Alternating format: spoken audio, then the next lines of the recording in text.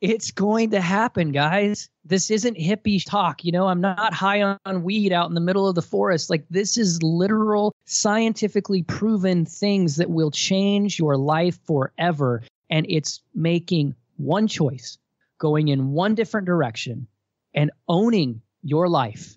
You have one life. And isn't it time you start living? That was Wes Chapman, and this is the SHAIR Podcast. It's time for the SHAIR Recovery Podcast, where we bring you amazing life-changing success stories from addicts and alcoholics all over the world who share their inspiring journey in recovery. And now, here's your host, Hey everybody, and welcome to another episode of the SHAIR Podcast. And today it is an honor to be featuring Wesley Chapman of the Human Project and now of Wake the Hero joining us on the show. And Wes is an advocate for humanity. His life story is riddled with atrocities that most people could not even imagine to have in their own nightmares. When you hear his story, it's unfathomable to believe that he is not a victim. But you see, we all have a choice.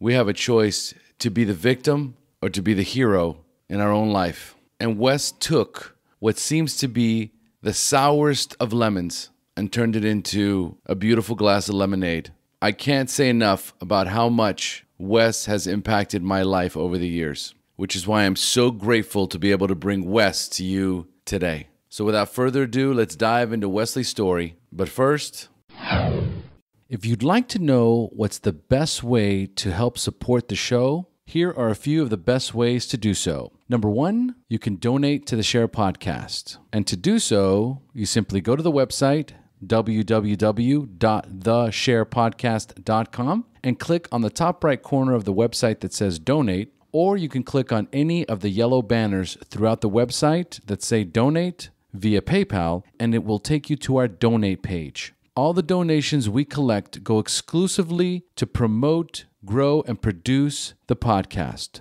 So once again, if you have the wherewithal to do so and would like to donate to the SHAIR Podcast, then go to the website, click on the donate button, and make your donation today. The second way to help support the show is to subscribe on your mobile device. If you listen to the SHAIR Podcast on your phone and you click subscribe, you not only get notified every time a brand new episode is available, you also help support the show. When you subscribe, it dramatically increases our rankings on iTunes and Stitcher Radio, as well as other podcast platforms on the internet. And while you're at it, go ahead and leave us a 5-star rating and review, because I love to read those reviews at the beginning of every episode. And the third way to support the show is by joining the SHAIR Recovery Network. That is our SHAIR Podcast private group on Facebook with thousands of members in recovery that are all there for one common purpose: to carry a message of hope. We are a positive, loving, supportive community of individuals who live amazing lives and are here to inspire others to do the same. If you are unsure about what your next step will be towards recovery, then start by joining us in our private Facebook group. So go to Facebook, type in the SHAIR Recovery Network, and become a part of the solution today. Now, a quick message from Transitions Daily, and then on to the show. Would you like to join a free, anonymous online group that offers a daily topic email with popular recovery resources, accompanied by a secret Facebook group for discussion? Then go to dailyaaemails.com for more information about Transitions Daily. And don't forget to share dailyaaemails.com with friends, in meetings, and with sponsees in recovery. Hey, Wes, thanks for joining us. I appreciate it, Omar. I'm excited to be on your podcast. It's quite a story that you personally have about your whole podcast journey, and I'm honored to be a part of that story and kind of create a full circle. Yes. I'm super stoked to have you on the show. Folks, I got to tell you, we have a real treat today. Wes Chapman is joining us on the SHAIR Podcast. Wes is the founder of A Human Project. And the first time I heard Wes's story was probably close to 3 years ago. On the Art of Charm, I was driving to work, and Wes had me in tears halfway through my drive to work. Man, I was so impressed with his story. I actually immediately started donating. I was one of your donators for a while to the Human Project. I was just so impacted by the story. I love the way it flowed on The Art of Charm. And the quote that you have on The Art of Charm in the show notes was, we have two options in life. We can be victims or we can be heroes. Yes. Wes, it is truly an honor to have you on the show, brother. Well, first of all, thank you so much for supporting the youth of our organization, which I'm sure we'll talk a little bit here in a little bit. But Yes. Thank you for that and those kind words. Appreciate it. Absolutely. Again, when I got the email from, would it be your publicist? Is that who sent me that email, or who is he? Yeah, office manager. She wears a lot of different hats, but just all around, I call her Miss Awesome. Yeah, she sent me an email and sent me the one sheet for Wes, and is like, yeah, I don't know if you've heard of Wes, but he's been on this and that. I'm like, oh my God, of course, let's get him on here. Flattering, very flattering. All right, so Wes is going to tell us his amazing story. For those of you who haven't heard it, prepare yourselves. But first, let's talk about what you have going on today. What's your normal daily routine, and what are the projects you're working on currently? It's a great way to start a podcast interview. My daily routine, I'm pretty strict about it, actually, not in like have to get all this stuff done, but respecting my time. And it all starts with the morning. We've heard this a million times, your mornings will dictate your day. And it's true. But it actually starts before that. My kind of regimen and things that I do when I'm not on the road is really allowing my body to get full rest. So, my daily routine starts with good sleep. I'm up around 5:30, 6 o'clock every morning, get my kids off to school, head to the gym, do some meditation, and then dive into whatever work. I try not to schedule anything before 9:15 if I possibly can, just so I have the full morning just to experience with the family, and then kind of go from there. And then from there, it's content creation and working with adults and youth around the world who are living in dysfunctional situations, whether that's environmentally or mentally, meaning they've got things going on in their direct environment that is causing them chaos and dysfunction, or they've created thought patterns in their own heads that are just getting themselves stuck in different ways. And so I spend a lot of time creating content for my community. I have a private community that I run called Wake the Hero, which is a membership system like you've seen out there, but very different in the sense that it's incredibly economical, and we do just a ridiculous amount of content creation and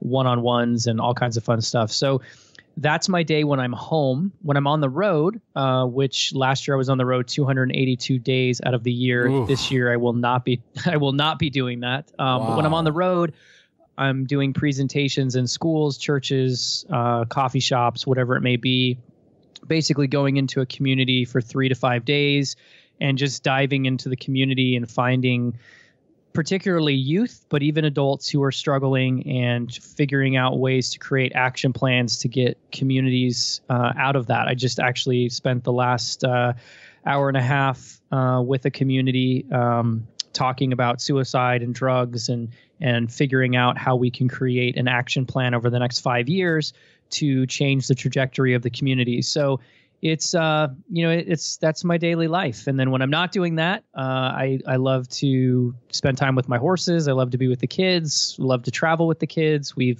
live out in the middle of nowhere, literally. We live up by the Canadian border in the woods, which I love. Love it. And so anytime we can enjoy that, we do. And yeah, but the things that I'm strict about are nutrition, sleep, self-time, like for meditation, working out, and anything else, I'm kind of even flow about. But I think we don't spend enough time talking about the importance of being selfish and having that selfish time in your day to really ground yourself, so that then you can go out and have a full cup and help other people and do the work that you need to do and that you have responsibility for. That is definitely a very strong theme lately in the circles that I run with in my community, which is the idea or the concept of self-care and the absolute importance of keeping your cup full.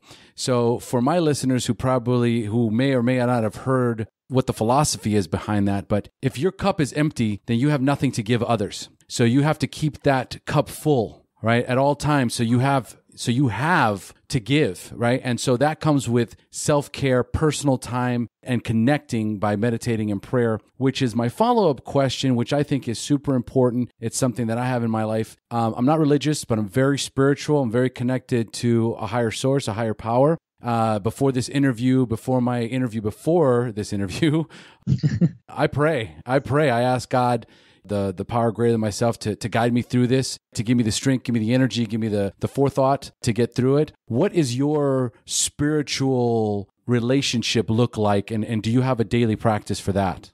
You know, it's interesting. I was born into a Catholic family, and then, you know, as we'll get into the story, I moved from that to another sect of religion, and then to that into Mormons or Latter-day Saints. So I've always had like organizational religion around me, and it's never felt 100% right.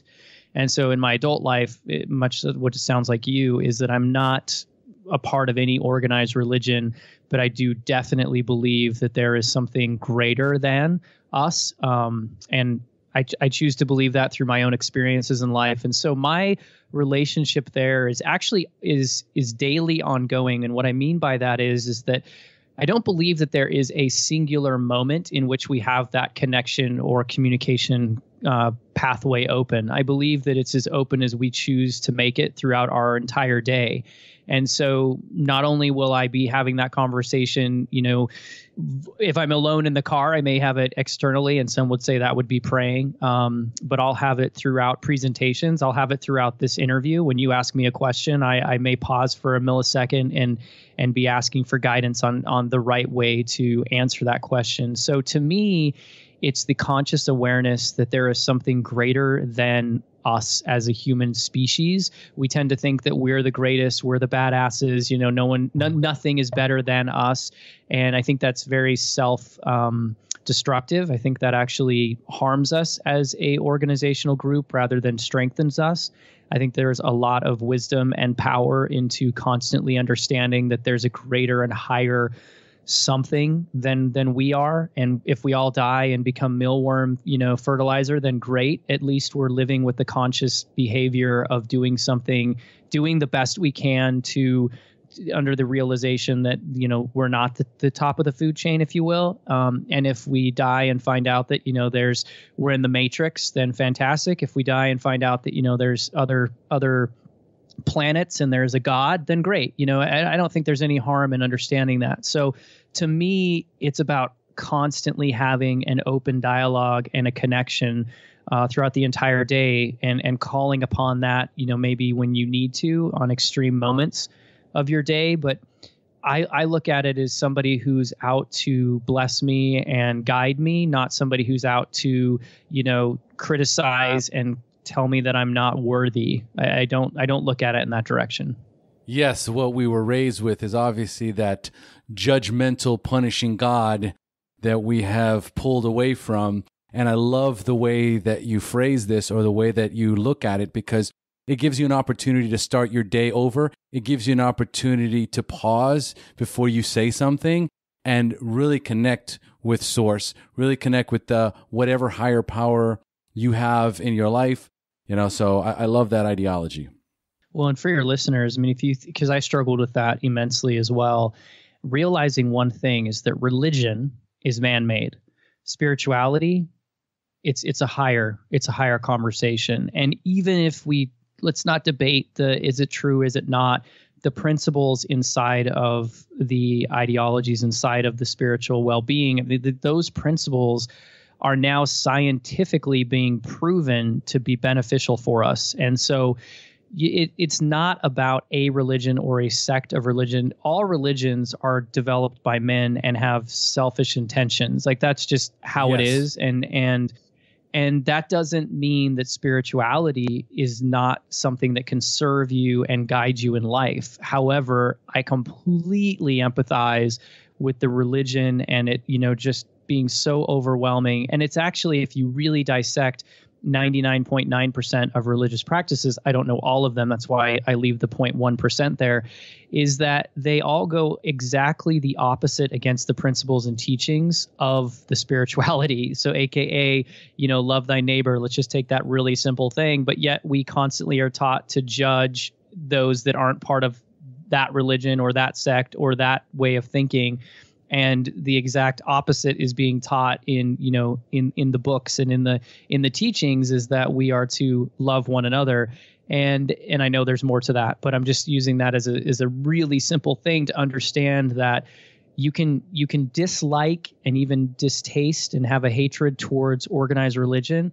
But I would challenge you to realize that having that higher power guiding you and being there for you, and even if you don't believe in it right now, just allowing the concept to be real or the concept to have some form of existence for you will really shift the way that you see the world, because it gives you some peace in realizing that through the chaos, there's a reason. Through the chaos, there's more. Through the days that feel like, why am I even trying? It gives you this sense of, like you said, a rebirth, a renewal, this moment of just being able to step back and say, even in this dark hour, there are many more light hours to come. And even if your entire, let's just hypothetically say you have 100 years of fucked up existence, if you believe that there's something more for you than the 101, then utilizing that 100 years and finding the silver lining inside of it, it just makes it much more palatable, which then starts to change the neurological pathways and the concepts inside of your own cellular development. And I know now we're jumping into a whole other topic, but it really does scientifically start to give you new ways of reasoning through problems. So again, it's much like the internet, right? There's a lot of beauty in the internet. You and I are talking because of the internet. I'm sitting in the middle of nowhere in a log cabin, with a satellite internet phone talking to you right now. So that's amazing. But there's also sex trafficking and underage pornography going on the internet. So should we just shut the internet down? No, we just need to realize, how do we combat some of these negatives? Much is the same about spirituality. So total tangent, but I hope that gives your listeners a new perspective, or maybe reinforces something you've already talked about, to give them the ability to let go of that hatred and just focus on how does it self-serve them, so that they can go and serve, as we talked about, helps fill the cup so they can go out and serve the world. There is so much content in there, the context behind all of it. And I know the place that it comes from. It comes from that place of human growth and development, right? That personal growth and development after everything that you've been through, as we're going to get into your story. When we battle through these things and we survive the hell that we have gone through and we make it to the other side, we are compelled to find those answers, because those feelings of being lost and alone, they don't just go away even when you battle through them. So connecting with others, trusting others, finding the ability to connect have healthy relationships, and then use those new values, those new principles, those spiritual principles in our lives are so important. And when you talk about it so easily, effortlessly, and eloquently. But I know it took years to get to this. Oh, yeah. Years. Okay, so folks. And lots of pain. Yes. So getting to where Wes is at and saying what he's saying, you might get on your podcast, right, on your phone and rewind and re-listen to what he just said, because there was a lot in there and there's so much truth behind it. But finding that place to move yourself from the man-made, human-based religions that are tainted, right, and have agendas, to this spiritual context, and surrounding yourself with like-minded individuals is the game-changing barometer that allows you to develop some amazing coping skills in life, as I deviate as well. Sorry about that. No worries, man. That's what this is all about. Just a conversation. I love it. I love it. We're 17 minutes in and it's gold. It's gold. All right. So let's talk about drugs and alcohol. Tell us first, before we dive into your story, Wes, please tell us about the first time you drank or used drugs, and more importantly, how they made you feel. Never drank, never done drugs. illegal drugs. I never have. And there's a whole reason as to why, which is part of my story. But I guess I should take that back. I have had maybe 2 or 3 whiskey sours and, something here or there. But I actually I don't drink coffee. I don't drink sodas, pops, whatever you call them, depending on what side of the country you're on. Carbonation. I'm really boring. I drink water and some juices that we make, like some, grape juices and apple juices and orange juice, that kind of stuff. But I'm mostly water, probably do anywhere from 1.5 gallons to 2.5 gallons a day. Wow. So I'm really boring, but I'm the best person to take to the bar because you never have to worry about me drinking. You cannot. So meaning you'll have like the designated driver. And it really isn't, it's not a religious thing. We just talked about that. It's not religious. It's nothing. It's literally because of what I've been through, because of how polluted my mind was, because of all the different controls I had in my life. And now that I really know myself and I'm really happy with who I am, constantly growing, but I'm if I got hit by a bus tomorrow, I'm okay. I really feel like I've gotten to a point where I understand my inherent self-worth. I know who I am. I know what I'm here to do. And so I just see zero purpose in polluting that even for a microsecond in my life. It doesn't make any sense to me. I've been around alcohol. I've seen what it does. Now that, with the work that I do, I see what alcohol does to families. And I'm not condemning anyone who drinks, but to me, there's no point. My wife has a glass of wine, and those kinds of things. So like, it's not that I'm saying, "Ooh, you're evil." It's just a choice that I've made. I'm actually more against coffee than I am against alcohol. So, it's if we really want to get into something, I will condemn you about your coffee usage, but that's another thing. I really do feel that we become way too codependent on certain things to feel good about XYZ, or we have to have. I can't even tell you how many people will tell me, "Oh my gosh, I have to have my cup of coffee," or I'm an asshole to be around, or I don't have any energy, or this or that. It's a lot like going to the doctor and saying your foot hurts, and the doctor saying, "Oh, you have an infection. Here's an antibiotic." And the doctor just decided not to turn your foot around and see that you have a rusty nail stuck into your foot. Like, that's the problem, is the rusty nail. So yes, the symptoms are, the pain and the antibiotics are needed, but coffee is very similar. Like, why don't you have energy? I mean, I have plenty of energy. I work with hundreds of kids every single month, but on any given day, I could be working with 200 kids and have to keep their attention. And I don't have an energy problem, and I'm getting close to 40 years old, and I know that's still young, but I've never had an energy problem once I realized my potential. So I know that's a long answer, but I don't do any of that stuff because I truly enjoy who I am. And in any moment, why would I want to take that away? And I don't need those things to have a good time. I want to do a deep dive real fast. We're going to tangent again. The coffee thing. So what is the philosophy behind that? The philosophy behind it is it's a dependency. It's a habit. It's it's an addiction. I mean, let's just get down to it. And again, it doesn't make you evil. It's not what I'm talking about. I'm talking about high performance here. I'm talking about understanding, core potential inside of yourself. Whenever you put a foreign substance in your body, good or bad doesn't matter. Whenever you put something that is into your body that is designated to alter your chemistry, you are training your body from a neurological and digestive positioning not to produce that particular chemical in your body on its own and become codependent on the external form. Now, we do that enough with food, okay? We as a species already have a very sometimes positive, but for the most part, it becomes very negative connection to food. We are very emotional about food. Food was never, its intent is not to be an emotional experience. Food is a nutritional experience. It's not an emotional experience. However, many of us use it as an emotional experience. And so thus you hear the old sayings of like, well, if you're depressed or if you just broke up with your boyfriend, have a gallon of ice cream. That's an emotional attachment to a substance. And that's not how the body is designed. The body is designed to take in those nutrients and we have a very, very, very impressive system going on. I mean, we just are now, which I've been preaching for 10 years, is that the actual digestive system, the large intestine, small intestine is made up of the exact same tissue as our brain. And when we're talking about, becoming a human being inside of our mother's bellies, we actually, that tissue is divided into two regions, upper and lower being digestive, upper being brain. And so I've always said is that your digestive system, your gut, is your second brain.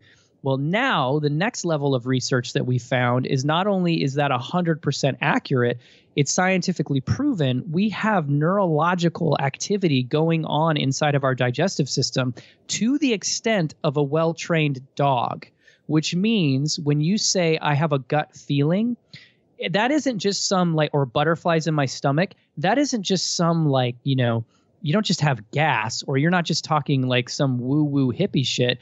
You're actually, your gut, your entire digestive system has its own ability to process. It has its own ability, and to put it down really layman, for thought process. It is something that is directing and helping your body. Its primary focus is to distribute nutrients through the body. Its primary focus is to take nutrients out of food and then use that. Any foreign substance, a pill, a coffee, whatever it might be, anything that is altered its form and the digestive system can't do its job, and that particular thing goes directly into the bloodstream, it bypasses the digestive system, but the digestive system still receives information back, much like a computer system kind of saying is everything okay?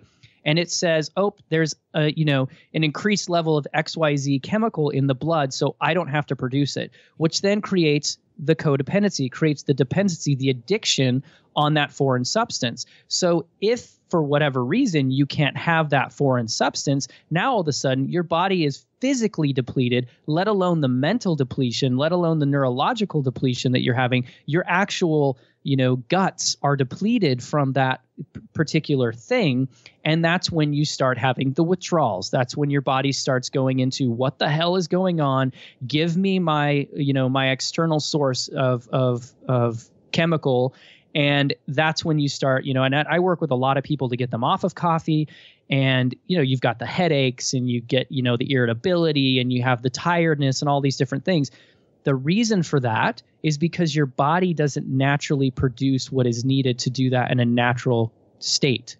So I'm and I admit it, I'm definitely on the extreme side of that, but it's also because of where I've come from. I understand the power of our bodies. I understand the power of these things, and I don't want to take away that power ever. I want to continually give my body that power. And I know there's a lot of different things, and I know mind hacking, and we're all looking for the next, easy solution to become the smartest person in our social circle. The reality is that, your body is designed to function. Now, if you've got some things going on and you have, things that are not functioning in your body, I completely empathize. I know that, but I'm also here to tell you that the body is not something that just creates a problem with no solution. You can make adjustments. I've seen it. I've seen just about every type of ailment be reversed by understanding the importance of nutrition, by understanding the importance of, cellular regeneration, by knowing your body, knowing your blood, knowing these things. And that's where I love science. That's where it gets really exciting. What I hate is when some new fad comes on the market and it's like, oh, this diet is going to change everything. This exercise, this pill, this combination, this addition to coffee, this, it's just it's all consumerism, people. It's all there to make money. and it's not how we were designed as a species. And so again, not going and not condoning people and saying, you're all going to hell if you don't do it like me. I'm just telling you why I do it and the science behind it and what I've seen from others who say, you know what, I'm going to give this a shot. And it's not easy. Trust me, it is not easy. But when you get to the point where your body is functioning at an optimal level, it's really comforting to know that it's you doing it. It's 100% you. It's about you, and it's powerful. I mean, unless I've got a migraine headache, which is my last thing, my last hurdle is getting rid of my chronic migraines. And I'm now down to about 3 a year, which is huge. I used to have them every single day of my life, Jesus. Especially in my teenage. Yeah. So, I mean, for me to be down to, you know, a couple a year is massive. And I'm looking to get them completely gone, which I think I'm close to making that happen. But I mean, I don't take ibuprofen. I don't take Tylenol, like as much as I possibly can. Now, if I have an infection, I'm not saying that modern science isn't amazing. If I've got an infection, if I have something going on, then I'm all about it. I'm all about making that. I do immune builders. You know, I understand the importance of adding a little bit, especially in the world we live in. Our food isn't as great as it used to be. So there are some positives, but you don't need to add these other things. So, you know, that's just gospel by Wes Chapman. So whatever. Well, we need that information.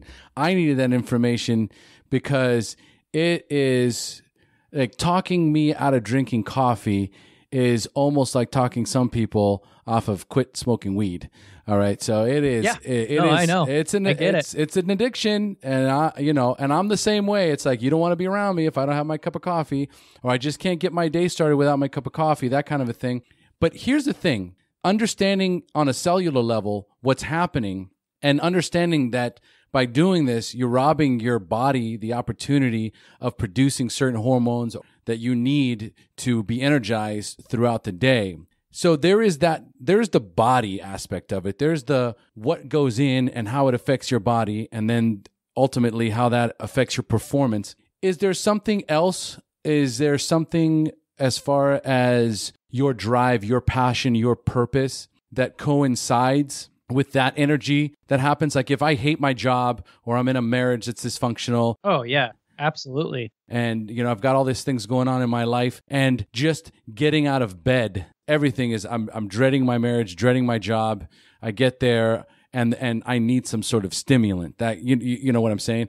Is there something also based on how you live your life that gives you that energy as well? 100%, not even without question. And again, one of the best, and I've yet to see anything in art that illustrates this better, is the movie Life is Beautiful. And if you haven't seen that, then you need to write it down. If you get nothing out of this episode other than watching a movie, then do it. Watch Life is Beautiful. That encapsulates probably everything we're going to talk about in this episode, but the concept of what you're doing and how you're perceiving what you're doing is so powerful. You hate your job because you've made that choice, not because of your job. I know that's like, oh, well, you don't understand, Wes. Fuck all that. Like, you hate your job because you hate it. It's your choice. You're the one not looking at it saying, at least I have a job. At least I'm in this position. You're the one making the choice to see what your environment is, to see what your existence is. And then here's the thing. You can't change anything in your life. You cannot grow or make something better happen until you realize what you have right now. You just can't. It's impossible. It will never happen. If you cannot acknowledge and say what you have now and find the beauty in what your existence is at this exact moment, you will never have anything greater. I don't care. I don't know if it's the law of the universe. I don't know if it's the matrix. I don't know if it's part of the programming. I don't know if it's God. I don't know what it is, and I don't care what it is. I'm just telling you 100% of the time, you will not succeed and grow to the next level until you acknowledge what you have now. So if you hate your job, that's your choice. And it's your choice to see your job as something that is deflating and as something that is horrible. I just wrote a post about this last night. The last 30 days of my life, from the outside perspective, is hell. My mom has a stroke. We celebrate the 1-year anniversary of my brother-in-law, the only brother I've ever known, dying. We have all these things. We're surrounded by forest fires right now. And for the last 20 days, we haven't been able to go outside because the air quality is the worst in the world. I could just go on and on. I wrote this whole post of 10 things that have just been horrible in my life. And then talked about how literally, not figuratively, not for social media, not for whatever else, but how every one of those negatives has actually been so insanely positive, and how it is completely enriched my life. My mother, for example, I'll just stick to one so that, we don't have, you can go read it if you want, but my mom having a mini stroke, that enabled her to stop for 2 weeks, live in my home, and for her and I to have some great conversations, to connect, to go over some things, and to have her slow down, spend time with her grandkids. And now she's healthy, and we worked through it, and we figured out what the problem was, and, we're correcting it, all those different things. But that one particular thing, if it hadn't have happened, we would have just been going on with status quo and, whatever. But we had a beautiful period of time with her, and she was able to kind of do some self-reflecting and figure out what was going in her life that she wants to change. So again, even in the darkest of times, if you cannot find and cannot accept what's happening and figure out where the growth part is. And if you just tell yourself, I hate my job, but someday I'm going to have someday I'm going to have the career I've always wanted. Someday I'm going to have that manager's job. No, you won't. You'll never have it. You'll never grow. It won't happen. You will never be satisfied. And I love the parable, example, story, whatever you want to call it. I was told it many, many years ago when I was younger. I was about 20 years old, I think, maybe younger. And I was complaining about an area that I was living in, and I was talking about moving, and I was going to get out. And I went and met with a mentor of mine who was, in his 60s, 70s. And I just sat down with him, and it was kind of a bitch sesh. I'm just like this, and this. He said, I want to tell you a story. I want to tell you a story of 3 families who were moving into a new town. And there was an old man at a gas station, and all 3 families stopped at this gas station to gas up right before they were heading into the town to, drop off the U-Haul and move into their new homes. And the first family comes in, and they see the old man, and he sees them, and he asks them, hey, you new to town? Obviously. And he said, they said, yeah, we're new to town. He said, well, fantastic. And they said, hey, have you lived here long? He said, I've lived here my whole life.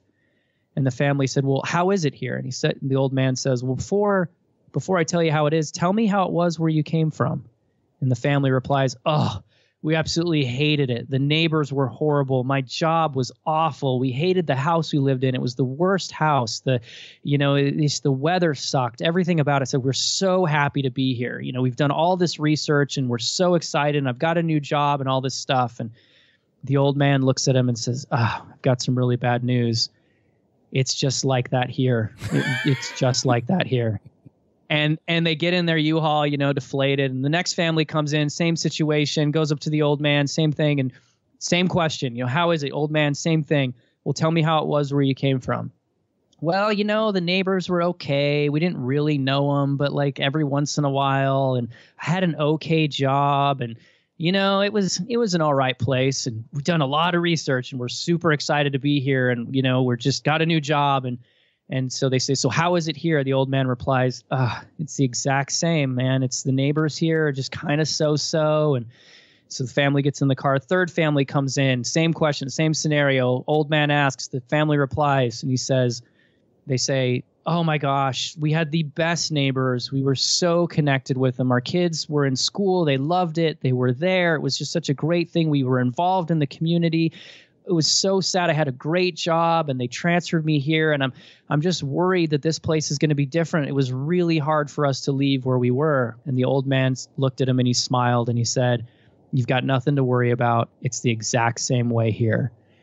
And I was taught that, and that lesson has stuck with me my entire life, not just about moving, but about how we perceive things, how we look for things. And more importantly, it takes the grass is always greener analogy to a whole nother level, because how many times do we say if?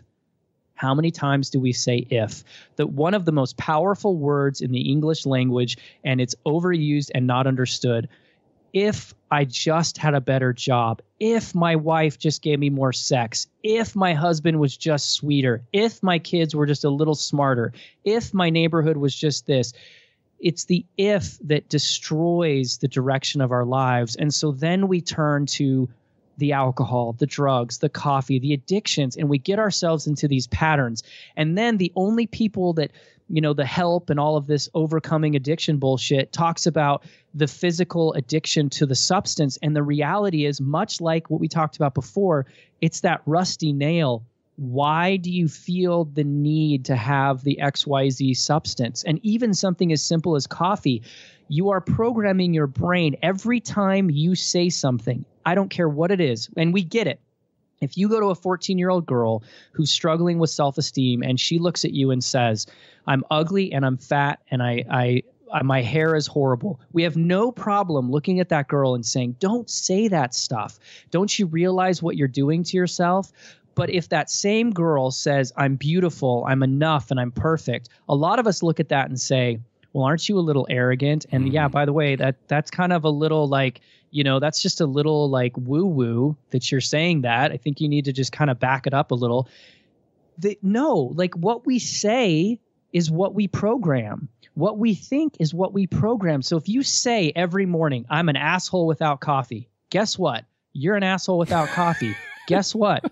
The brain is going to do that. I'm not happy without my heroin. I'm not enough without meth. My life sucks. I might as well smoke pot. Like I'm not, pot makes it so I can think better or I can be more creative or whatever excuse you want to use. The reality of the situation is you are neurologically programming yourself for that dependency, and then let alone the chemical and the physical, side of things.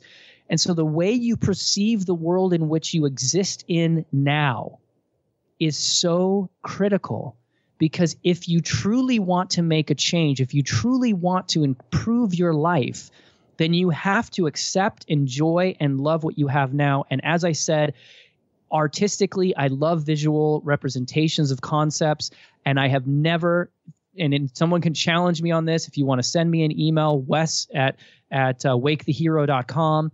If you want to send me an email to challenge me, I have never seen anything that illustrates this particular principle, everything we just talked about for the last 12 minutes, more beautifully than the movie Life is Beautiful.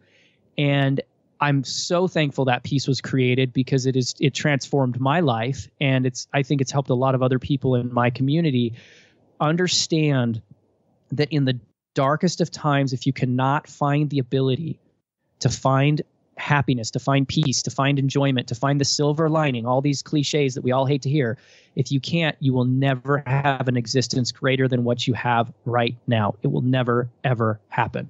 Oh, man. Gold. Oh, Wes, thank you so much. That is a lot more than I expected. And it's the question we all ask, man. It's the question we get up every single morning and we ask ourselves those questions, or we make these statements that are crippling us. We live in these statements. Words have powers. Our thoughts have powers. We create our reality. We create our existence. Everything around us, we create. We have a choice to be in a bad marriage. We have a choice to be in a job that we hate. And we also have a choice to be grateful for everything that we have, all the experiences that are in our life, regardless. And by shifting that perspective and asking ourselves, what's good? What can I focus on in my life today that I can be grateful for? That'll give me the energy, that'll give me the foresight, that'll give me the intuition, that will guide me, that will allow my gut to kick in and propel me in the direction that I truly want to be in. We don't talk about it enough. We do not talk about it enough. We don't. And if you go back to the glass is full, there's another piece of this, is that if your mind is full of negativity, it's very difficult for positivity to get in. The reverse is the exact same truth. If you're focusing on positive, and you're retraining, right? You have to go through this process. It takes meditation. It takes self-conversation. It's not something that happens overnight. It takes a lot of discipline. But if you're willing to do it, it transforms your life. And guess what? Do I have negative thoughts? You better believe it. I was giving a presentation. I was on stage at a health conference, which is ironic, when I get a phone call that my mom is being transferred in an ambulance. Ugh. Do you not think that in that exact moment that I didn't have a thought of like, I'm presenting, like I have a room full of people here that are like clapping for me, and I'm on stage, like, could this not have been like, of course I had that momentary quick thought. We're human. But because I have done this for so many years, my immediate space and I had friends that were in the audience that know me and know my connection with my mother and know how powerful it is, that were actually in tears, and they were like, oh my gosh, is she okay? What do you need to do? And I was at this place of saying, look, I'm 6 hours away. There's nothing I can do right now in this moment is going to change what's happening in her moment, except for me making the effort to get to the hospital and get to the place where she's at and to let her know that I'm on my way so that that can be, in motion. But I'm not going to drive 95 miles an hour, 105, miles an hour down the road. I can't. I'm at peace with this part of it. I'm going to find what needs to happen inside of this. And I was trained even in that extreme of a situation. Same thing happened when Kelly died. He died while I was giving my TED talk on self-worth, which is another holy shit ironic moment.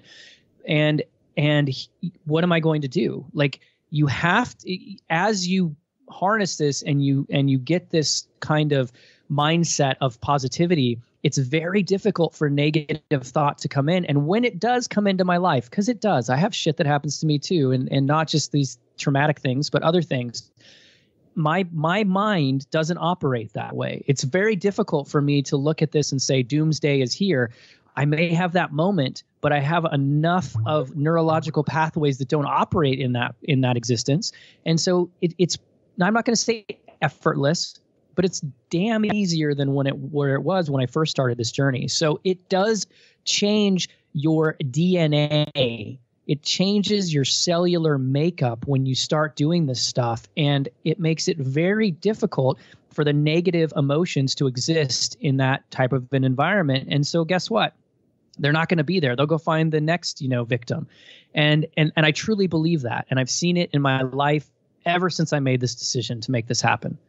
Oh man, I love it. I love it. So Wes, folks, at this moment, at this juncture in the interview, as we're 45 minutes in, Wes sounds like someone who is 100% put together, guy who's got it all figured out, a guy who can sit down with anyone and walk them through their life and show them where the pitfalls are at and where they went wrong and how they can go right. But right now, we're going to dive into Wes's story, and you're going to understand what it took for Wes to get to where he is today, which is an amazing journey.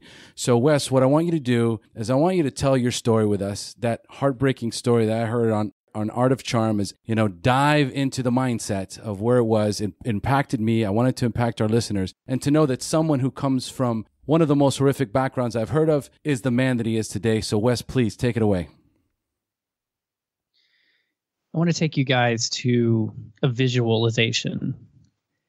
If you can imagine wherever you are right now, whether you're driving, you're in the shower, you're running, you're walking, you're listening to this, I want you to visualize a room that's about 8 feet long by 5 feet wide, with a white padded floor and white padded ceiling and white padded walls. And to visualize, the only decoration in the entire room is a indented fluorescent light, and that's it. I want you to visualize that room, and then I want you to visualize your representation of what a little 7.5-year-old boy would look like, and how that little boy would look curled up in the fetal position, laying on the floor. That is one of my first vivid childhood memories, is being that little boy inside of that white padded room, curled up in the fetal position, laying on the floor, waking up, looking at my hands, looking at my knuckles that were bleeding, and feeling this dried, crusty blood on my forehead, all from beating those padded walls and punching those padded walls throughout the night, because of all of the hate, all of the anger, all of the disgust that existed inside of this little 7.5-year-old boy. My childhood started with a mother and a father who were not prepared to have children. And at the age of 3 months old, I was taken to the hospital for the first of many times, and was given the diagnosis of failure to thrive. For those of you that don't know the medical background, failure to thrive basically means that a little infant or a human being doesn't have the basic necessities to survive: food, love, hygiene, the whole 9 yards. And I was 3.5 months old, and my parents were told that they needed to change their ways, obviously, or else I was going to die. My dad's reaction to that I was about 1 year old, was he left. My mom was alone, a single mother. I'd had a little brother at this time, same dad, and she was alone. And so she very quickly remarried. And when she remarried, she didn't have enough time to really get to know who she remarried. And the man that she remarried was a very, very dark and evil human being. He was a molester. He was a child abuser. And many of the memories that I have of my time with him were insanely dark. And a few examples of that are, you've all heard the phrase, "you're in the doghouse." Well, to me, that's insanely literal, because whenever we would do something wrong, he would put us in the doghouse with a collar around our neck and force us to eat out of a dog dish as punishment. We had a chain link fence, and he would tie us up to that chain link fence in the middle of the summer and leave us there to learn our lessons. When I talk about molestation, even as dark as that word is, the experiences that I had as a child were very, very torturous. He had brothers that thought it would be fun to get myself and my younger siblings drunk, look at Playboys, see if that would arouse us, stand in a circle around us while we were forced to do things. I would wake up in cold sweats, watching my little sister being molested and wondering if my turn was next. It was a very, very hellish time in my existence. But there was something about me, something that I came to this planet with, some core energy inside of me that refused to allow this to continue to happen. But as a small child, the only action you can really do is fits, is anger, is throwing things, is screaming, is yelling. And so I did all of that. But I also started to realize at a very young age that I had a really effed up life. Like, this was not something that I wanted, something that was normal. And so my first documented suicide attempt was me running out in front of a car saying I want to die. And I was 4.5 years old. And when that happened, things started to change, because luckily enough, there were people that had to get involved. My mother started to seek help for me, for my fits, for everything that was going on. And so I started going into counseling and taking medications and being labeled with this or that. And through that process, every couple of weeks, I would have to go into doctors and different play therapies and different scenarios and different tests and different things. And my mother became very worn out of that. And one of those visits, she never came back. And so that's what led me to this white padded room, is this little boy who'd lost his mom, lost his dad, been abused, gone through hell. And at this point, medical science, psychiatrists, psychologists, they had all said that I was broken. I would never amount to anything. I would never be normal. I would never be an asset to society. And the best thing that could happen to me is that I would be put into a boys' home, medicated, and hope that they could reverse my first few years of life into something that wouldn't make me a serial killer, that wouldn't make me a serial criminal, that I would actually be able to somewhat function in assisted living or assisted care, or be able to do something. My IQ was borderline handicap. My emotional IQ, I wouldn't talk. No one could hold me. I would sit in corners and scream and throw things at nurses. And so, of course, I was this little demon child to so many people. But there was one person who believed in me. I don't cry about much things except for her. She believed that I wasn't this wrecked little boy, that I wasn't this broken little soul, that I had potential, that I could be something. And so, against all logic, she was an older woman, single, wasn't married at the time, was basically getting ready to retire, not what the state wanted to put me in, but they gave her temporary guardianship. And they said for a temporary period of time, she could take me into her home. And that is an important piece of the story, because I was never ever adopted legally. She always had temporary guardianship, and that meant that she continually had to be investigated and, just made sure that the environment that I was in was stable and safe. And about 6 months to a year after she brought me into her home, she met a guy, and he seemed to be perfect from the outside, and she was in love and everything was going amazingly. And I knew that, and I knew she was in love, and I knew what she had given up to take me in. And there's a lot of stories inside of these stories, but she had given up a lot to bring me into her home. And I didn't want to leave her home because I'd never knew what the word love meant. And I think I was figuring it out. I was starting to realize like love is somebody just loving you unconditionally, regardless of what you do. Because I still did a lot of crazy stuff, but she never gave up on me. She never sent me away. No matter how much I tried to push her away, she never went away. And so when she brought this man into her life, everything seemed like it was going to be amazing. Like he was amazing. He was the quintessential of the Ken and Ken in the Barbie doll series. Like he was chiseled. He was 6'5", 200 plus, 250 pounds. He could lift anything. He was this larger than life God. And he became my father. But he was also incredibly abusive and emotionally and physically abusive. And for the next 11 plus years of my life, he would abuse me every single day. And I never said anything because of two reasons. Number one, my mom loved him, the woman that I now call mom. So for those of you, I'll say bio mom if I'm talking about my biological mother, but she was in love with him.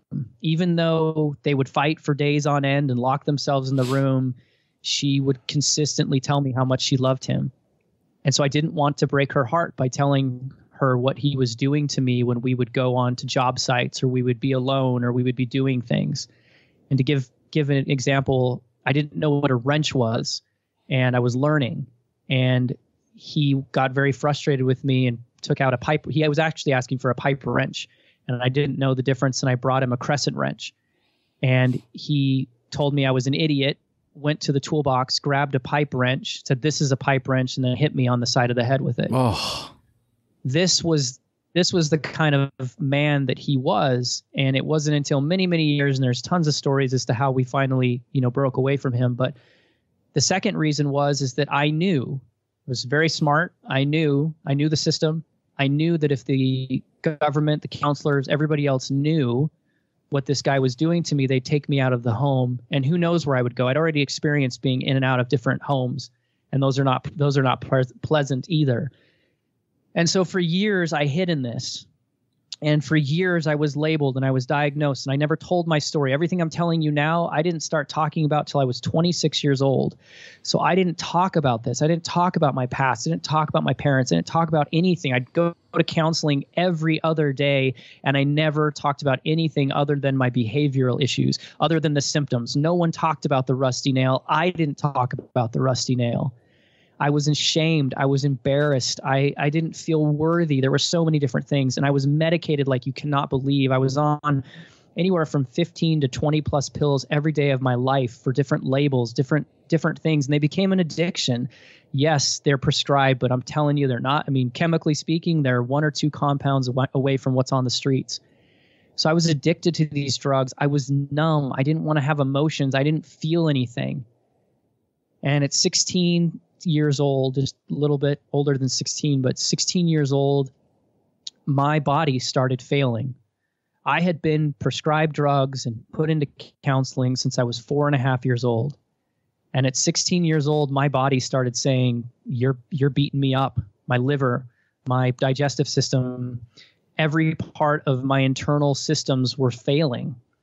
And the doctors that had told me, take these little medications, in my book I call them little candies. They said, take these and your life's going to be better. You won't feel so upset inside. You won't want to hurt people. You won't want to run away. They're going to help you. These same doctors were now telling me that those drugs, because I'd been on them for so long and I was such a young child, taking these different medications, that the drugs were actually hurting me. And they were going to have to give me new drugs and do different things and try new things. And I had a 16-year-old mindset that I'm so thankful for. Suicide was a massive part of my life. Before the age of 16, I had 12 documented suicide attempts, meaning documented, went somewhere, had to have an authority figure, hospital, police get involved. But if you read my journals during this time of my life, every day I wanted to die. But when those doctors said, you're going to die, you're not, this is killing you, my 16-year-old mentality kicked in, and it said, it's okay if I want to kill myself. It's okay if I take that action. I'm in control. But by no way in hell is somebody else going to kill me. By no way in hell am I going to allow one more person in my life to destroy me. And so I made a very rash, and I do not recommend anyone do this. Please, no one take in my lead and example on this. But I made a very rash decision that I was going to stop every one of my medications. And I did that night, coming home from the hospital. And I got on my knees, and I said a prayer, and I made a deal with God. And I've never shared that deal, not even with Jody, not my kids, never in an interview. I never will. I made a deal with God, and I said, I will do X, Y, Z if you help me through this. And for the next 3, 4, 5 days, I sat in the fetal position, having every kind of hallucination you can imagine. My arm was a snake. I saw purple dinosaurs. I saw this. I saw that. I thought I was this. I mean, it was hell on earth.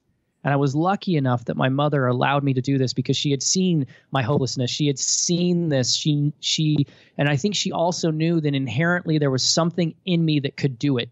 Doctor said I was crazy. The psychologist said I was going to, probably go into a psychological fit that would be 10 times worse than any other emotion I'd ever experienced. And they were right. There were many moments in those days that I wanted to die, that I was willing to kill myself, but I kept fighting. There was a voice inside of me that said, you can do this. And when I came out of that, I started researching. And I grew up in I was in this little tiny town at this time of my life, like 3,000 people and 50,000 cows. Like, it was this little tiny country town, and the internet didn't exist. So when I say research, I was reading encyclopedias. I was going to the library and pulling out books that were written by Aristotle. Like, I was researching the human body, the mind. What are we? What makes us up? How do we tick? How do we work? How do we heal? And the first thing I found is that we have cleansing abilities in our body, and that the cleansing happens with reinforcement of water, something so simple as water, and that the liver is the only organ that can regenerate itself if it's purified, if you can find a way to detoxify it.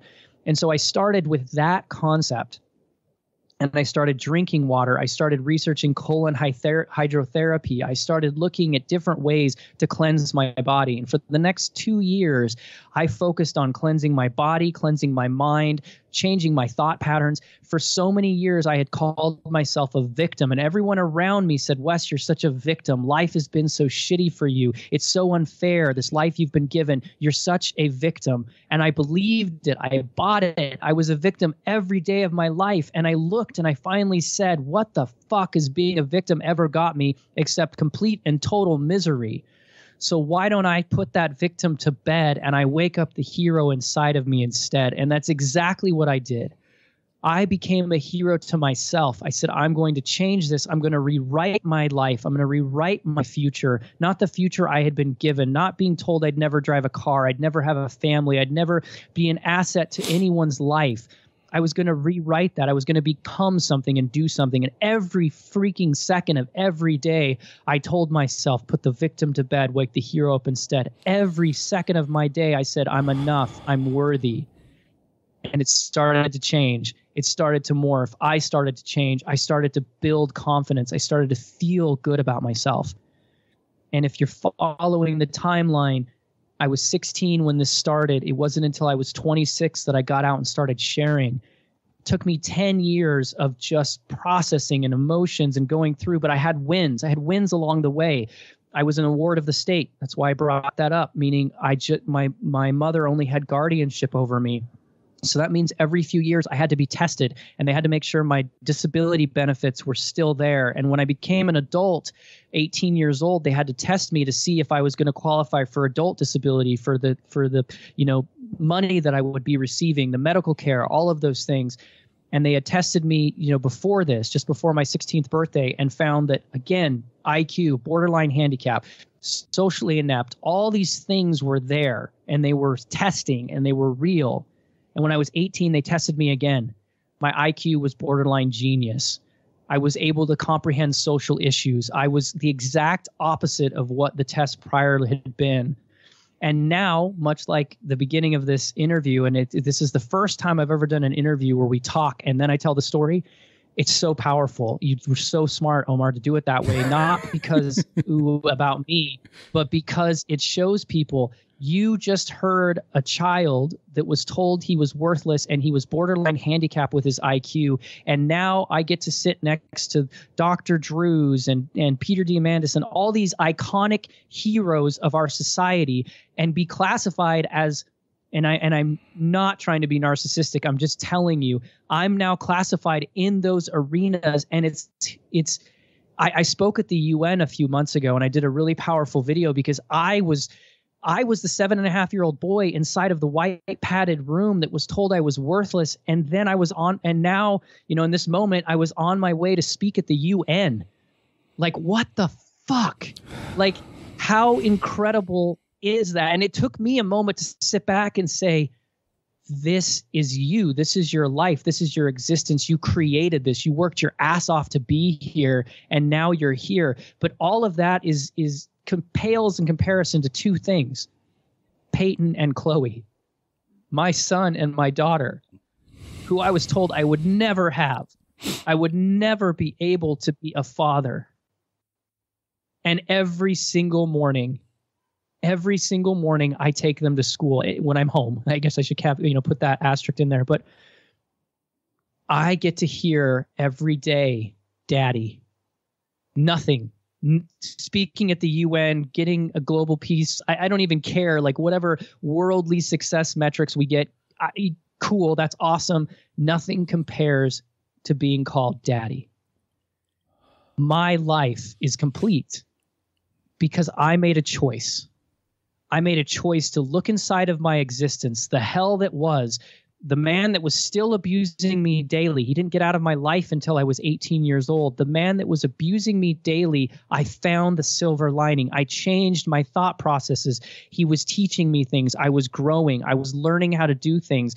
He taught me just about everything I know, from how to roof, how to fix a car, how to, I just built my kids' beds literally by going into our forest and cutting down trees and putting together their beds out of trees. And I'm telling you, and I will be narcissistic about this, those things would sell at Pottery Barn for $3,000 a pop. And I built them for $28. Thank you very much.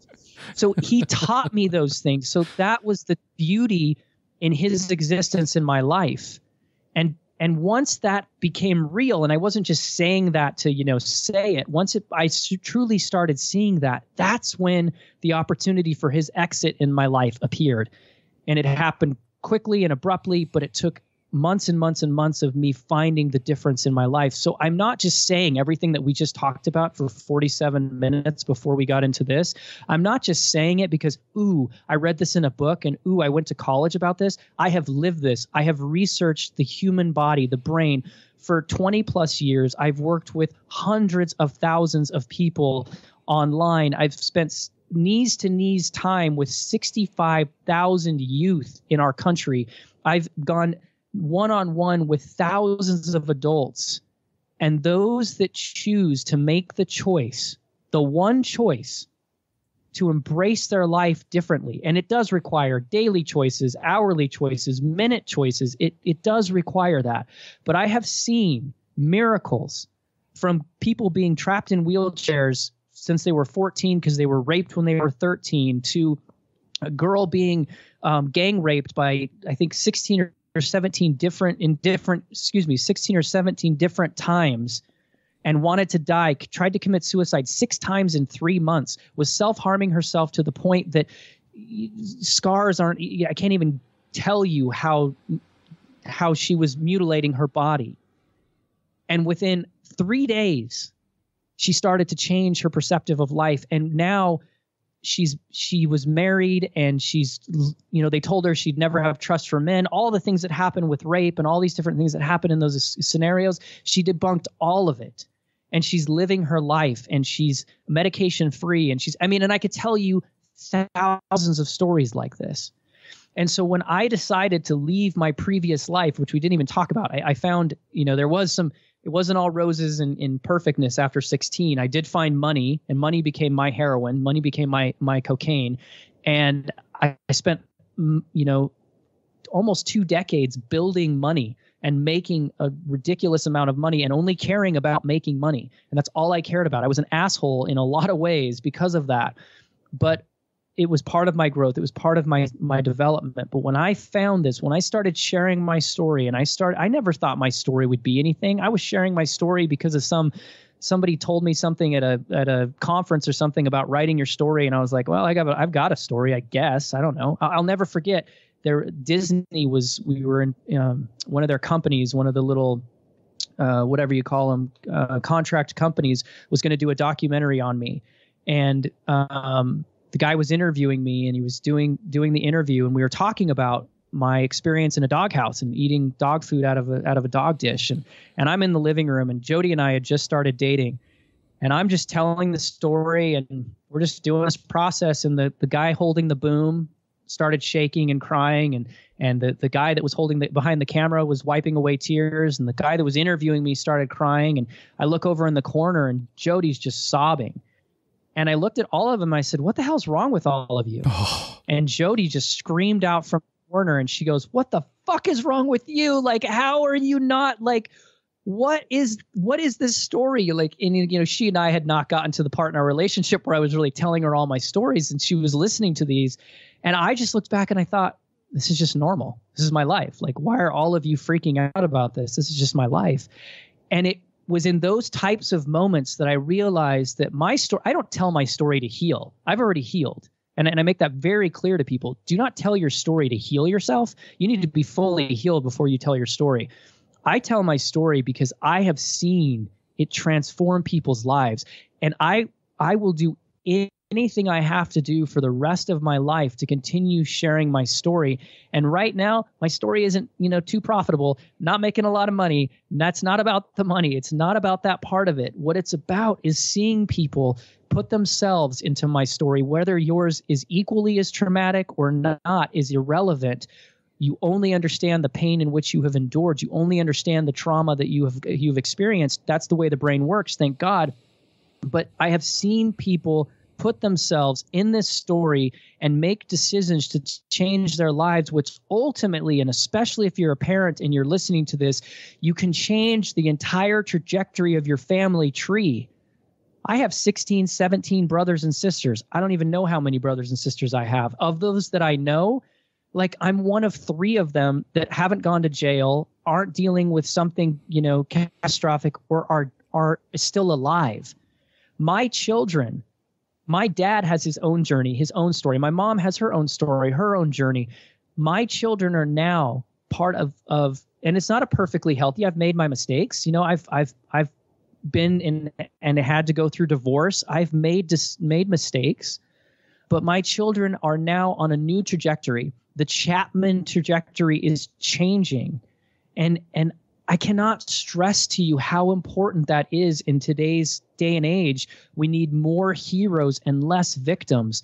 And it starts with you as the parent. Your children are not medication for your shit. You have to take care of your own shit. You have to take care of yourself so that you can be the best parent and change the trajectory of your life and your genealogy, your family tree. That, to me, is the power of these conversations. Oh, dude, you did it again. You fucked me up, dude. Oh, my God.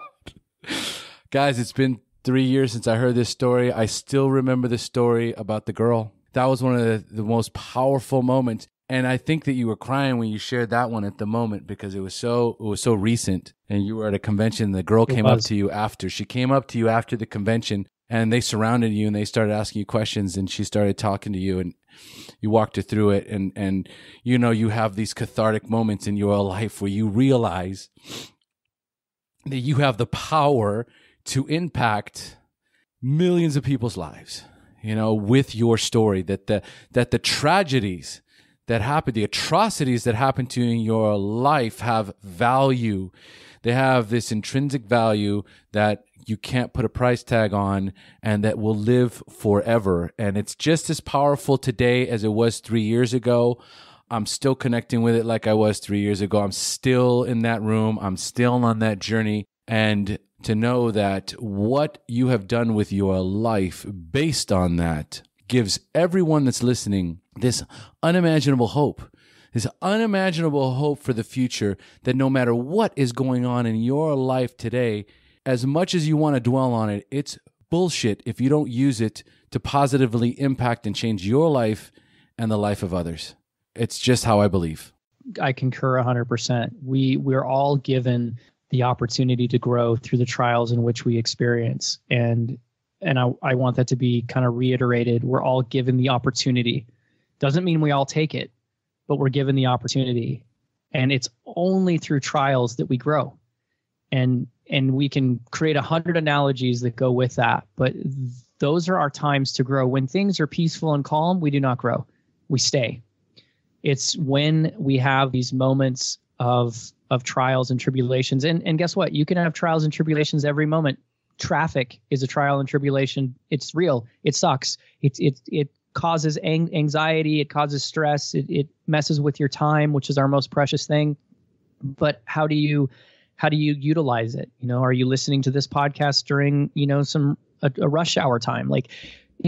There's always ways to grow in our trials, whether they're small or large or extra large is really irrelevant. It's how we look at those situations. It's how we decide how we're going to use this to opportunistically change our lives, to opportunistically give us the ability to grow and to become the person that we were always meant to be, the person that we came here with. I think if I could tell anyone anything, it's to understand that you have inherent worth. We all do, every one of us.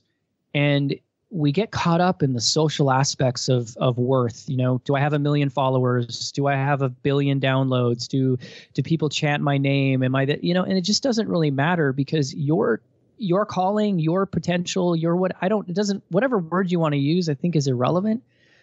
Your opportunity, your responsibility, first and foremost, is to yourself. I know that throws people for a loop, because it's the exact opposite of what we've been told our whole lives. But it really is, because it's only through then and only through that you can then be an influence to those around you. And guess what? I would be just as content in life if my influence only spread to my children and those that came in contact with me in our small little community. I'm cool with that. I don't really care. I'm not seeking fame. Don't care about it. It doesn't light me up. It's not, I've seen enough famous people. I've worked with enough famous families to know that doesn't fix anything. I understand. And again, it's because I have tapped into my inherent worth. And through all of that darkness, through all of that garbage that I went through in my life, that people say, oh my gosh, how and why. Number one, I would never change a thing. Number two is that if I can come from that, quote unquote, and have that piece of knowing that I'm worth something, I don't really want to hear your excuses. It doesn't matter where you came from. It doesn't matter who your parents are. It doesn't matter what race you are. I just don't care, because the only thing that your excuses is hurting is you. So stop making the excuses. Start channeling something inside. Start channeling a different direction. And if you hate your life right now, or it's not fulfilling, or it's not 100%, or you're struggling in this way or that way, make a choice. And don't blame somebody else. Find it internally. I work with families and marriages and husbands, wives, all the intricacies of family. And I can't tell you how many times I'll sit down with the wife by herself, and she'll tell me her side, and then I'll sit down with the husband. Every single time, well, if my husband would do this, well, if my wife would do this, well, if my dad would do this, if my mom would do this, if my kids would do this. And when I bring them all together, I look at them and I say, well, guess what? This is really easy. All of you just need to change. And then every one of you will be happy. And everyone looks at me like, what? And I'm like, well, Mom, you need to dress up more and have more sex. Dad, you need to be sweeter and kinder. Daughter, you need to get better grades. Son, you need to respect your father more. If you guys just do that, it's all over and everything's perfect. And they look at me like, well, that was a waste of time. And then I look back at them and I say, look, this isn't about each one of you trying to make the other one better. What you all need to do is look at yourselves and how can you grow. And husband, you don't need more sex from her. You need to be a better person all around. Wife, you don't need him to be sweeter. You need to be a better person and it's changes. And we start, and I'm being really, because I know we're running out of time, I'm being really surface level with this. But what ends up happening is they start working on themselves. They start analyzing why they are where they're at. And then 3-4 months into the program and into the systems, I get the text messages, the phone calls, the emails, the whatevers. And husband, I'm having more sex. We've never had a better relationship. We're loving our lives. Like, I've never had more fun with my wife. The wife, like, oh my gosh, he actually is attentive to my needs. The daughter, I'm really enjoying school more and I'm having a lot of fun. The son, I'm loving spending time with my dad. And I see it over and over and over again. And I wrote a piece called "It's Not About the Dishes," which in some ways illustrates this point. But it's this concept that we're constantly blaming an external something for our internal bullshit. And the realization is just focus internally, work on those things internally, take ownership of them. I was molested, I was raped, I was beaten. And you know what? I looked at that and I said, it's my fault. It's my fault for how I'm reacting to those circumstances. And that, trust me, pisses people off, but it's part of the healing. It's part of taking ownership, because if I don't own it, I can't do anything about it. And so in those moments, I could blame my stepdad. I could blame my dad for leaving, blame my mom for leaving, I could blame all day long. I can blame religion. I can blame everything I want. But in the reality, the reality is it's my life. It's affecting me and only me. The man that molested me, for 10 years, 9 years, whatever, after I got out of the house, I would replay those nights in my head and I would be the victim. And finally, I woke up one morning and I said, I haven't been molested for 8-9 years. And yet that guy keeps molesting me every single day of my life. And guess what? His life hasn't changed. He's still doing what he does. I'm the one that's living in misery. I'm the one that might not graduate high school. I'm the one that doesn't have any friends. I'm the one that's in this position. It's time for me to take ownership of this. It's my fault to how I reacted to that. Shit happens. It's real. It's in the past. Now, if you're currently going through things, that's another conversation. But if you're talking about stuff in the past, please let it go. Please stop using it as your anchor for your decisions that you're making in your life, because it's bullshit and it's only affecting you. And if you want to challenge me on that, I don't really care. It's not going to affect my life. It's only going to affect yours. If you want a different life, stop having the anchors of your past. Stop saying that your existence now is crappy because of this or because take ownership, own it, find the positivity, build a beautiful life. Life will then become beautiful. Yes, plugging the movie again. Life is beautiful. It will. I need to get royalties on that shit. Yeah, but it's going to happen, guys.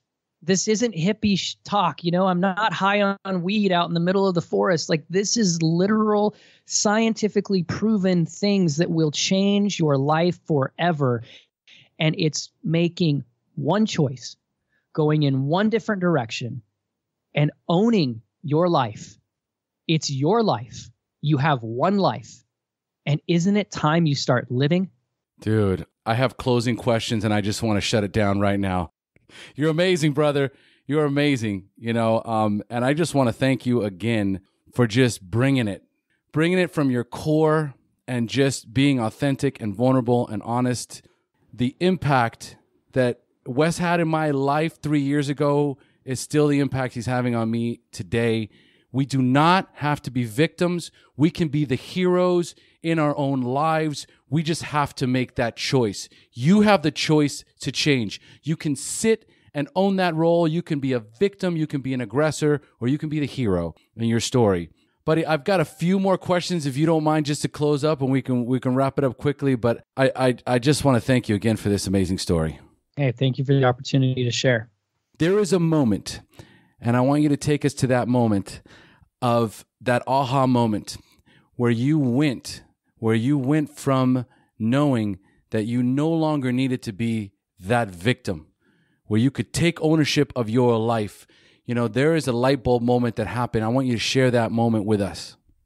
I mean, I have, and these aha moment questions are always interesting because we're always looking for the one or the whatever, and we call them anchors. And I want to change people's perspective a little bit. I want to change the word to foundational moments. These moments, not aha moments, not anchor moments, not a foundation. And here's why. I'm big on words. In fact, I have a 200-plus-year-old dictionary here because we misuse words so many times. But you don't want to be anchored at anything. You don't want to have that one aha, that changing pace. You can have moments in your life, but I call them foundational moments. And if you think of the word anchor, stationary, it's there. You think of aha, it's like an awakening. It's that one moment. Foundation, the whole concept of a foundation is to lay something strong that can then be built upon. And the beautiful thing is that there are multiple foundations in a building. There are multiple foundations in height. Trees make multiple foundations so they can grow tall. They're constantly growing their roots. They're constantly growing different things. When we build buildings, we go to a certain height and then we have to refortify it. You can have foundational moments throughout your entire existence. Of course, 7.5 years old in that room, in that white padded room, that was a foundational moment for me because that was the first time that I heard a voice inside of me that said, you can change your life. You can have something different. That built a certain amount of a building for me. Then I had another foundational moment when I was 13. And it goes on and on and on. And of course, the big one was this foundational moment at 16 where I said, I'm no longer going to be a victim. I'm not going to let people control my life. But I have these foundational moments often. I just had another foundational moment the other day about life and trajectory and plans and all of this stuff and expectations. I teach a lot about, like, one of our biggest downfalls as a species is we expect things to happen. And then that's what actually causes our self-doubt and actually causes depression, all these other things. If you can let go of expectations, your life will be so much better. And I had this entire thing planned. I had a very big interview that was all laid out. It was a video interview, and all these different things were going on. And my kids, it was their school tour day. It was the day they were going to tour the school. So it's important. But this interview we looked at it and said, okay, mom's going to go with you and dad's going to stay and do the interview. Well, we're having all these fires, we're having all this stuff happen, and the power goes out. We have no power. Well, with no power, we have no internet. With no internet, I cannot do the interview, right? So I'm a little bit like, ugh. But then I thought, well, I'll go to the new day, the new school day tour with the kids. And so I'm in that process. I go there. I'm having fun with the kids, and we get done with the tour. My daughter wants to be on student council, so she's talking to the principal. And then we're leaving, and the principal's like, hey, thanks for coming in. And as we're walking away, he looks at my daughter and says, well, hey, if you're going to be on student council, you get to plan some of our assemblies. And I made a joke, and I said, hey, honey, you can actually have your dad come and speak at your school. And she's like, ooh, no, I would never do that. Principal overhears it, and he says, wait, you speak at schools? And he said, what do you speak on? And I talked to him about, what I speak on, which is a lot of what we talked about, but done for children. And then he starts crying. And he starts telling me about how they had 4 suicides and how their school is in desperate need for a message. They're in desperate need for someone to come in and help the entire student body. They're having problem. And I hear this, it doesn't matter where you live, people, this stuff is going on. But we live in this little tiny town up in the, northern Idaho, right next to the Canadian border. Who's going to want to come up here? And he said, we just have had a hard time. And I'm like, well, I live here. So, I would love to help. If that whole situation hadn't have happened, and I was kind of a little butthurt about missing the interview and all those things, if all that hadn't have happened, right, I wouldn't be in this position now to help this entire district. And they're like gung-ho, superintendent, everybody's in. They're willing to make a year-long program to beta test it in their school. And if it works, put it in the curriculum. Like, this is a huge thing. Like, an entire county could be implementing this system, this Wake the Hero system, into their curriculum, into their school. This could be a massive improvement for public education and something that we can point to for other schools, let alone what it'll do on a local level. And that all happened because I just went with it, right? My expectations, and look, I got generators, I've got ways to power up, and I almost did. I was like, I'm going to fire up this, I'm going to do this. And then I just thought, you know what? The power's out. My kids want to go see the school. There must be a reason for it. I'm going to go with it. It refortified a foundational or a principle, that I knew about just going with it and accepting things that happened, but it put another layer of foundation on my life of how important that is. So change these concepts from what's your aha moment or what's your anchor moment to how many foundational moments do you have in your life? Some of you, I've seen it. You're listening to this podcast. This podcast just became a foundational moment for your existence. And now it's up to you to build upon that foundation. But we all have those moments. And when you start to change your process, you start to change your outlook on life, you start seeing more and more foundational moments because you become more in tune with growth. I could not agree more. And this is just an example of what can happen when you get out of your own way. God, I love it. So number 3, do you have a favorite book do you have a favorite book that you would recommend?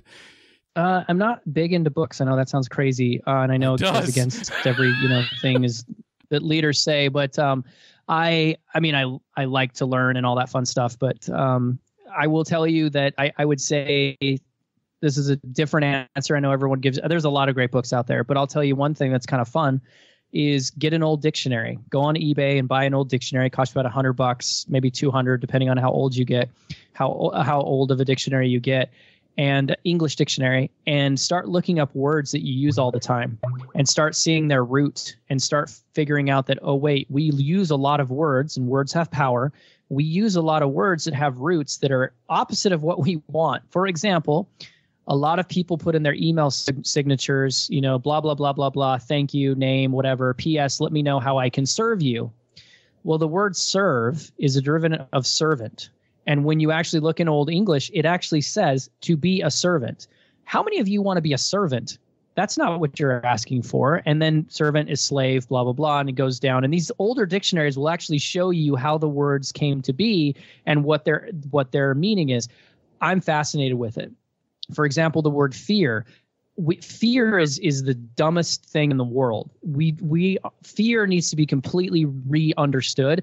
Fear is really uncertainty. You're uncertain. So there's exercises you can do, and I know we're running late on time, but there's exercises you can do around fear and all of that fun stuff. And it's first thing is to understand that the way we use the word fear is so messed up, and it's a marketed word. There's a whole study that you can figure out of how and where we put fear into marketing language and wording, and it's a disempowering. It transfers power from you to a third party, aka somebody who's trying to make money, profit.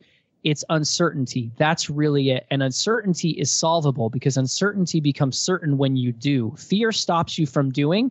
Fear is giving you this self-guided, like, I have to stop, pull the reins back, everything stops. Uncertainty is, I'm just going to go in a little bit slow. Okay, this is all right. I'm becoming more certain. I'm doing something. I'm moving forward. Boom, I've done something. Holy crap. Now you look back and you no longer have uncertainty. You have certainty because you had action. Fear stopped you. So anyway, totally, I did that really fast. Hope that got some value. But my point is that I love old dictionaries. So you use a lot of words. You use a lot of self-talk, all that fun stuff. Get an old dictionary and make sure you're using the right words. I love it. Oh, my God. Wes, tell our listeners the best way that they can reach out to you and find you. So here's what I would love to do. You can Google me. That works. You're either going to find me or a famous ballerina in New York. He has the same name as me. So Wes Chapman, Google, you'll find all that. But I'm excited about this because I've never done this before. I've started a community called Wake the Hero. Everything that we're talking about, videos, concepts, Q&As, I'm putting together programs, like all this stuff. And we kind of talked about it in the beginning of the interview. It's called Wake the Hero, and it's wakethehero.com. It's free to try it, see if you like it. If you love it, it's $1 a day. So, and I don't like upsell you on anything. I do offer private coaching, but I'm incredibly busy right now. So, I don't push it because I just don't really have a lot of time, but that's it. Other than that, it's $30 a day $1 a day, $30 a month. But you can try it for free, get into the community, wakethehero.com. It's value. It's packed full of people who are trying to do exactly that. Wake the hero, put the victim to bed. It's packed full of this concept, putting video. I just launched it like literally a week ago. So I'm super excited about that. I'm stoked to make that happen. So Google me or, check out wakethehero.com. Beautiful. I love it.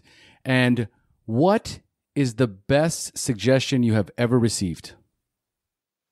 Best suggestion I have ever received. Suggestion, if I could change that word, the best advice would be that internal voice that I heard that I'm worth something. And that's been reiterated in different ways now on my journey of life. But I would definitely say that's it. I mean, really, truly knowing, not believing, not thinking, knowing that you're worth something. It's it. Like it gives you the power to stop any addiction. It gives you the power to get out of a bad relationship. It gives you the power to stand up against people who are victimizing you and hurting you. It gives you power. And with power, obviously, comes great responsibility. I'm a huge Marvel comic fan and anything that has to do with all that stuff. But it's a powerful quote. With power comes great responsibility. But power is generated from worth. And if you have worth, you have power. And then through that power, you have responsibility. And AKA, you have the ability to share or to influence. And so I think it all starts with worth. And I heard that when I was 7.5 years old. Don't know where it came from. Don't know what it was. When I told the doctors I heard a voice, they told me I was schizophrenic. So that was a little bit traumatic for a little boy to go through that. But that advice has stuck with me forever. And I don't know where it came from. It's been reiterated in different ways throughout my life. But I would say that's the greatest piece of advice. Beautiful, beautiful. Do you have one piece of parting wisdom you can share with us? I mean, just reiterating, life is beautiful. Like, we do live in an amazing time. We have a lot of challenges. We're growing. We're expanding. Our species is evolving into a new trajectory. But it's a beautiful time to be alive. It's a beautiful time to connect with others. We're told by the media, if you watch the news, you would think that like everything is Armageddon. But the reality is that even statistically, we're living in a really good time right now. Might get a little rocky, might change a little bit, but this life that we have is, for all purposes of history, one of the best periods of our existence on this planet. Embrace that, and then through that embracing, you'll see change. I was at a world summit for global warming, and I don't know why I was there. They asked me to speak. I thought it was kind of weird, but after listening to all the other speakers, I figured out why I was there, because they were all talking about, greenhouse effect and carbon footprints and Priuses and Tesla and this and that. And when it was my turn to speak, I got to the stage and just said, no one's going to give a shit about the environment until they understand themselves, until they understand they're worth something. You guys are all talking from a pedestal because you have money, because you have some things figured out. The majority of people are living paycheck to paycheck and are miserable and hate their lives. So you're miserable and hate your life. Why would you care about defending the planet? Why would you care about a whale that you've never met in the deep blue sea somewhere? No one's going to care. And it was a really powerful moment of people realizing that our number one goal to changing the trajectory of life, as we've said 100 times, is to realize that we need to focus on ourselves, and we also need to realize how beautiful this life is and how amazing things really are, and focusing on that and not being blind. And I'm not saying stick your head in the sand and all that stuff. Trust me, I don't stick my head in the sand, but I also, through all the negativity, all the stuff that I deal with all the cases and all the suicides and all the rape and all the stuff that I deal with in helping people, I see the beauty in life. And I also see the beauty in change. So if you're listening to this still, thank you. And also stop just listening to shit. Do something. Change your life. Make a decision. Wes, thank you so much for joining us today. Thank you for having me, man. This has been a lot of fun. It's been spectacular. Folks, we've now reached the end of our show. Thanks for joining us. And as we say here in Costa Rica, pura vida. Pura vida. Thank you for joining us on the SHAIR Recovery Podcast. To check out the show notes page on this interview, or to thank our guests for sharing their story, go to www.theshairpodcast.com. While you're on the website, don't forget to sign up for our free newsletter to stay up to date on the latest news, podcasts, and interviews. Want to be one of our guests and share your story? Then go to our website and click on the Share Your Story button. We share our inspiring recovery stories every Tuesday, so subscribe to our show on iTunes or Stitcher Radio to get your free weekly download. We'll see you then. The opinions shared on this show reflect those of the individual speaker and not of any 12-Step Fellowship as a whole. And though we discuss 12-Step recovery and the impact it had in our lives, we do not promote or endorse any 12-Step Anonymous program.